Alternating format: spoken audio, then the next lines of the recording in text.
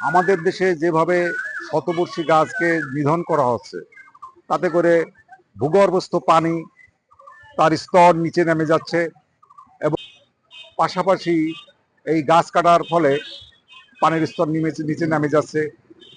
পাখির যে প্রকৃতি যে পাখির যে তার বাসা কিংবা থাকা খাবার এগুলো থাকতেছে না, ছায়া দিচ্ছে না, বায়ু উত্তপ্ত হয়ে যাচ্ছে, পরিবেশ উত্তপ্ত হয়ে উঠতেছে, কঠিন অবস্থা হয়ে যাচ্ছে। এবং বজ্রপাত নাইজেরিয়ার পরেই, নাইজেরিয়া ছিল পৃথিবীতে ফার্স্ট, এখন আমাদের বাংলাদেশ প্রথম স্থান অধিকার করেছে বজ্রপাতে।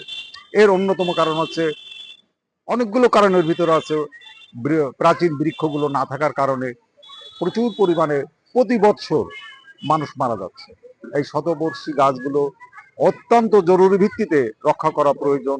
অনেকদিন আগের থেকেই দেখা যায় জমিদার এবং যারা শিক্ষিত ব্যক্তি তারা বিশাল আকারে বৃক্ষ রাখা, তার একমাত্র কারণ এই বৃক্ষ এই সমাজকে এই পরিবেশকে ঠান্ডা রাখে।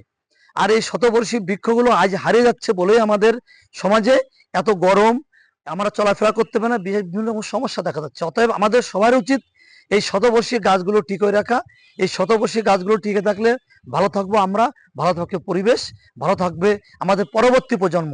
আমাদের অবশ্যই এটা দৃষ্টি দেওয়া উচিত। শতবর্ষী গাছ নড়াইলে এখনো শতবর্ষী গাছের কোনো তালিকা করা হয়নি। তো আমরা এই তালিকাটা প্রণয়নের কাজ শুরু করব এবং এক্ষেত্রে আপনাদের সহযোগিতা আমাদের দরকার। এবং এই শতবর্ষী গাছগুলাকে রক্ষার জন্য আমরা প্রয়োজনীয় উদ্যোগ গ্রহণ করব। যেহেতু সরকারের একটা নির্দেশনা আছে যে গাছগুলোকে রক্ষা করতে হবে, সেই মোতাবেক আমরা প্রয়োজনীয় ঊর্ধ্বতন কর্তৃপক্ষের সাথে আলাপ করে প্রয়োজনীয় ব্যবস্থা গ্রহণ করব।